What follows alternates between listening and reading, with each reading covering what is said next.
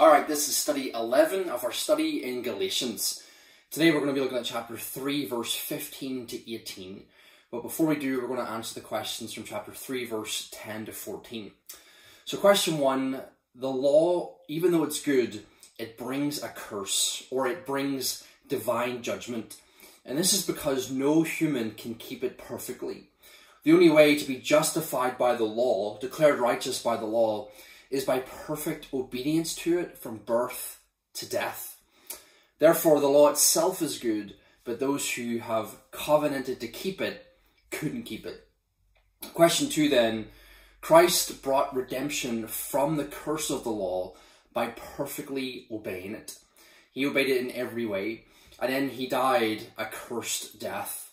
Deuteronomy chapter 21 verse 23, which is where the quote comes from, it says that when someone is left exposed upon a tree after their death, it's a symbol that they're cursed by God. They're exposed to shame and humiliation.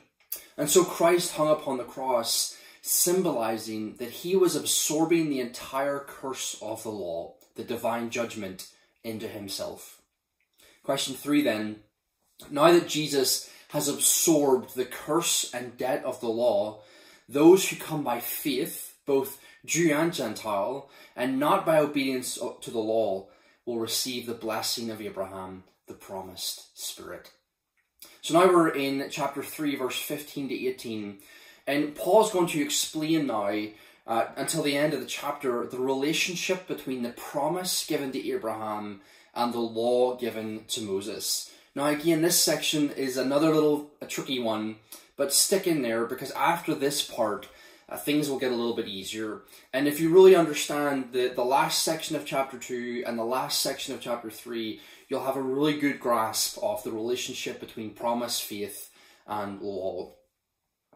So here in this section, verse 15 to 18, Paul is given an illustration about contracts and wills to make an argument. So here we go. Question 1, what can you not do to a contract once both parties have agreed to it? Chapter 3, verse 15. Question 2, which two people was the promise made to? Chapter 3, verse 16.